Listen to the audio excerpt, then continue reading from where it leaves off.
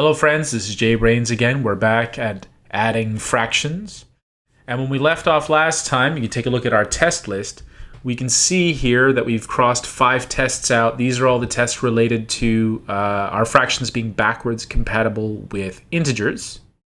You'll notice that we did not implement the test -5 plus 8 equals 3 because by that point we had pretty much decided that that test wasn't going to teach us anything new, and in the words of our good buddy Flip Plumley, test until fear turns to boredom. And frankly, I got bored trying to check to make sure that I could add integers. So let's take a quick look at our code. You can see our tests here. And you can see the next obvious problem we want to deal with, which is that int value issue. Over here on the test list, you can see that we've written down equals on our to-do list.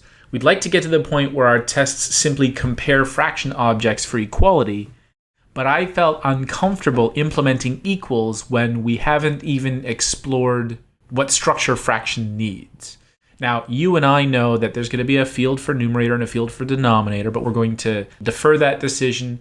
In fact, we're going to write tests that force us to justify that decision. This is a game that I play all the time in my practice of test-driven development, and it's something that I relied on heavily when I first got started.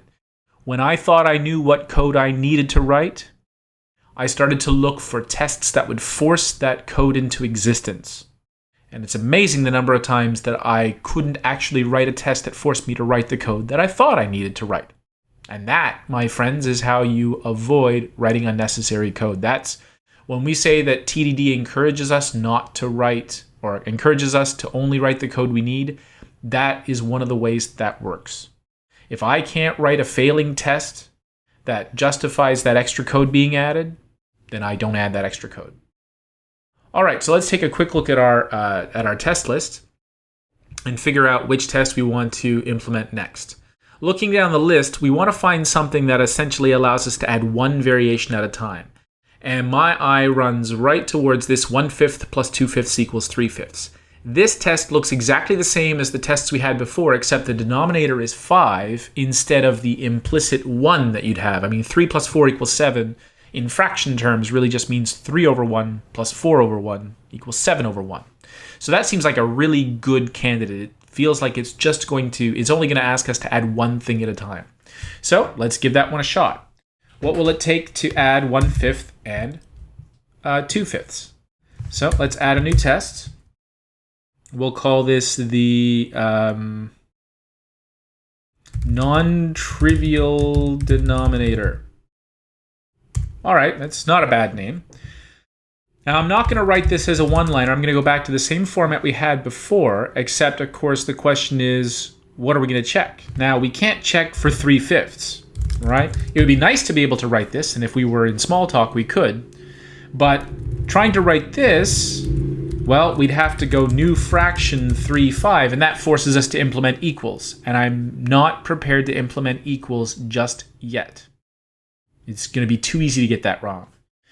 So unfortunately, we're going to have to add a little bit more scaffolding, which means perhaps something like this.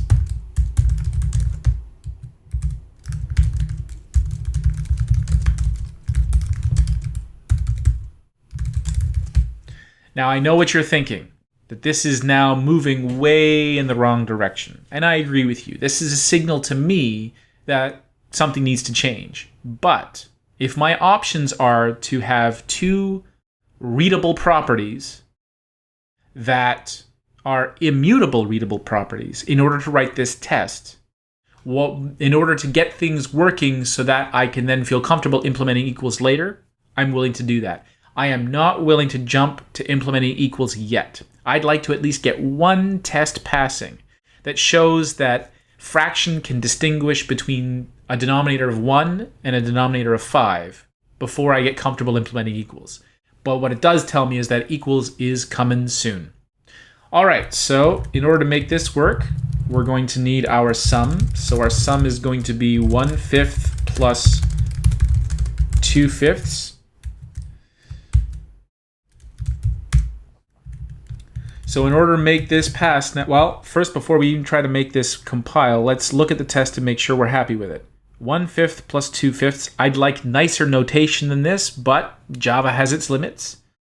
and numerator and denominator seem reasonable. Those of you who don't like the get naming convention in Java, it's such a long, well-established naming convention that although I'd rather just name those methods numerator and denominator, if there's a strong overriding naming convention that I don't absolutely hate, I'd rather conform to it. I think I've said this before. I don't like this naming convention, but I don't hate it. The good news is get numerator and get denominator are going to disappear relatively soon anyhow. Excuse me, Reverend Jackson. Aren't these simply your opinions? Question is moot. So if you want to call them numerator and denominator, go right ahead. And if we were working in Ruby or Smalltalk or Python, they would just be called numerator and denominator, and they'd be readable, immutable properties. That's what matters most, is that we leave those as immutable properties. And since we're only setting them through the constructor, they're going to remain immutable. All right, the test looks good to me. Let's create our constructors. So we have numerator and denominator. I think it's the first time I've typed denominator quickly. And that creates a compile error over here. Integer value is now not necessarily going to be set. We have two choices here. I'm going to set the value to numerator. No, you know what? I don't want to justify that. Let's make this non-final. And that way everything will still work. Now we need to add get numerator. And idea is helpfully suggesting a numerator property, but I'm not ready to go there yet, so I'll just put a random value. And get denominator, same thing here, random value. Now we're at the point where the test compiles. Let's run it and watch it fail. And it fails. Now let's make it pass. Now get numerator could return 3 and get denominator could return 5. And that seems to work. But our design in here is absolutely dreadful, and so I'm not going to want to go further without making some small changes. So first, since we pass, let's check our diff. So we've added our fraction constructor and our get numerator and get denominator methods and our new test. It all looks good.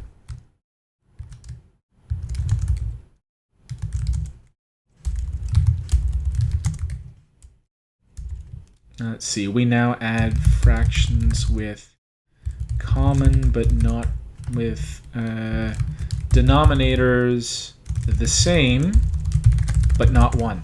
Actually, now that I look at that, let's go back to our test. Sometimes the name of, when we micro commit, especially when we commit after every passing test, sometimes the log message I write gives me a better idea for the name of the test method. And so instead of non-trivial, it should be non-trivial but common denominator. And I'm going to do something that some people strongly dislike, but I don't dislike it. I'm going to amend my commit.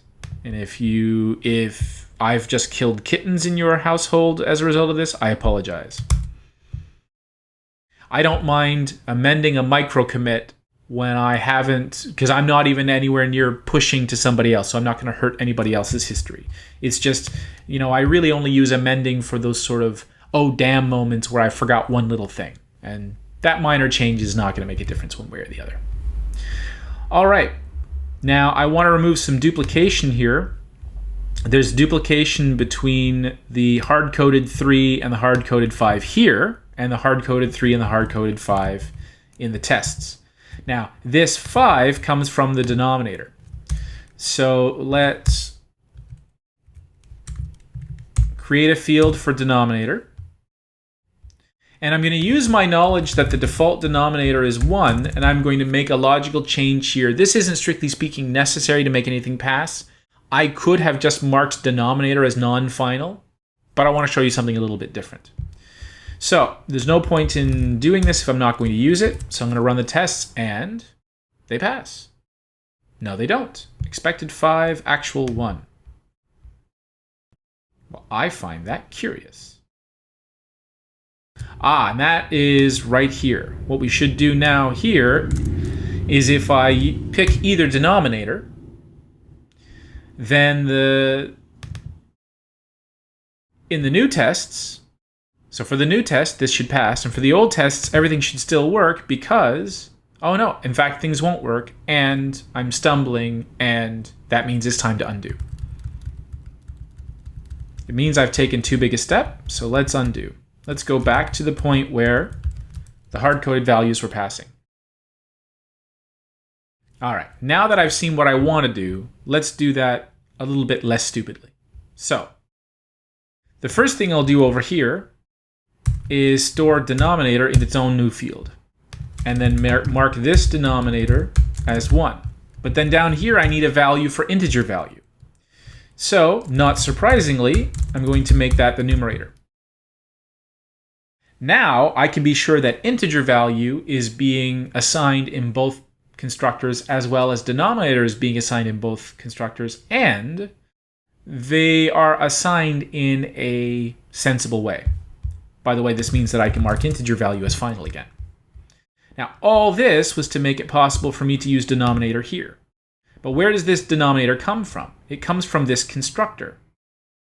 And that means that plus can't go through the old constructor anymore. It needs to go through the new one in order for the denominator to make it all the way down here. Well, denominator of 1 is the default. So if I pass the denominator in here, I'll get 1 in the old tests and not 1 in the new test. That means that everything should still work because I'm passing 1 in all the old tests. Well, now I can use denominator down here and the test should pass again. All right, so let me quickly go back to my test list. Let's cross off 1/5 plus 2/5 equals 3/5.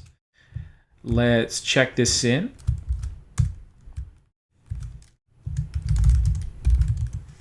So we no longer fake the denominator.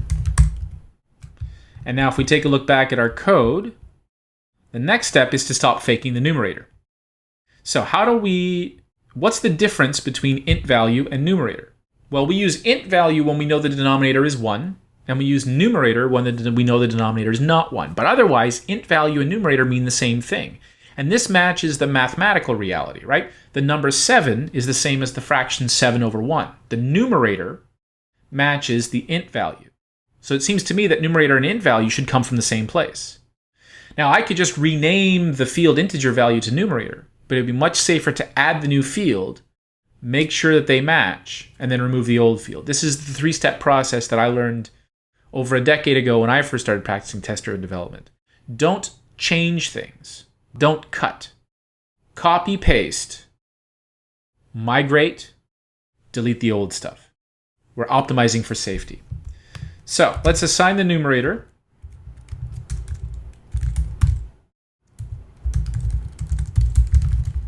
So we'll create a new field called numerator. And we'll copy that up here. But the numerator should be the integer value. We want integer value and numerator to have the same value. So we run the tests. Nothing has changed. Nothing important has changed. Nobody's reading the value, so nothing should have been broken. Now, where should we use numerator instead of integer value? Well, we should just use numerator here in getNumerator. All the old tests should pass because integer value and numerator are the same. Or actually, the old tests pass because we're not using getNumerator.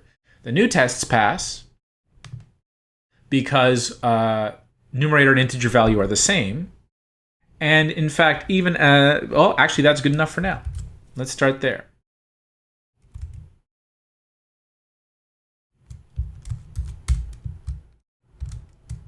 We no longer fake the numerator. But I noticed a problem back here. And that is that in plus, we create the new fraction by adding the integer values together. Now, again, integer value and numerator happen to be the same thing. But here we really mean numerator. Now, here's a case where the our intuition matches the mechanics. Our intuition says that this should be this numerator plus that numerator, because numerator and denominator go together in a way that integer value doesn't. So that's our intuitive side saying that it just looks wrong for us to use integer value here instead of numerator. It'd be nice if I can back up that idea with some support from the mechanical aspect of changing the design. Well, remember the 3-step process. add the new thing, migrate the clients, remove the old thing. We added numerator, and we made numerator and integer value behave the same way everywhere. But here is a client of integer value who could now be a client of numerator. In fact, it's one of the only two remaining clients. So we could change this to numerator, and the test will still pass. We can change to numerator over here, and the test will still pass. We could even change the numerator down here, and the tests will still pass. Again, the int value is the numerator where we assume the denominator is 1. What this now means is nobody is using integer value anymore. So I'm going to make this a separate commit just for demonstrative purposes. I wouldn't micro commit this on its own. I would delete the field, but we no longer need the integer value field. Well, and if we no longer need it, then let's remove it. Let's make sure the tests still pass.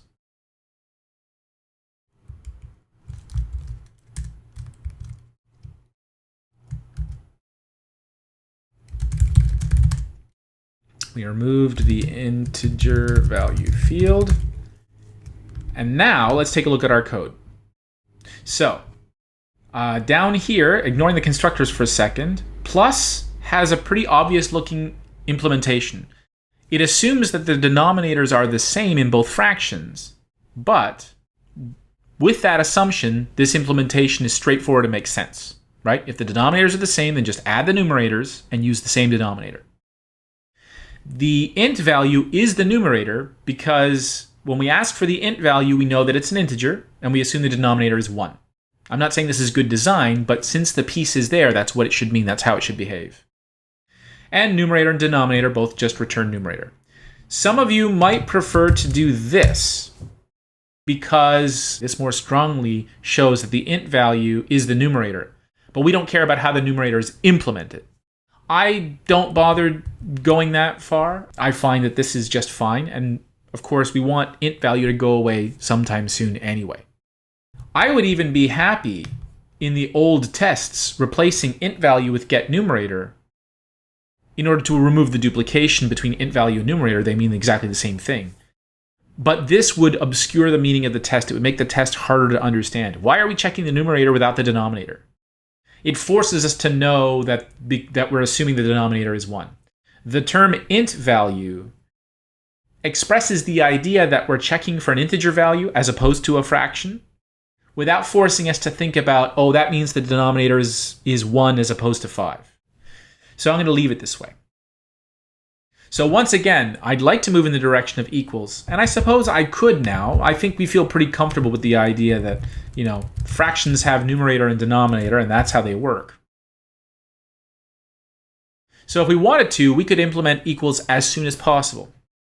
I would probably prefer maybe one more test just to be sure, and then I'd be happy to implement equals. But first, I made a small change, so I just want to see what the diff is. I just moved in. Okay. You know what? I'm going to include that in the last change. Actually, no. I'm going to make this its own change. So, formatted code to match standard conventions. Sometimes you just have commits where all you do is format code. Now, there's one last bit of duplication here that I'd like to remove. Here in the fraction constructors, they both duplicate assigning numerator and denominator. Certainly we can use constructor chaining for this, and I think constructor chaining would be awfully clear. I much prefer that.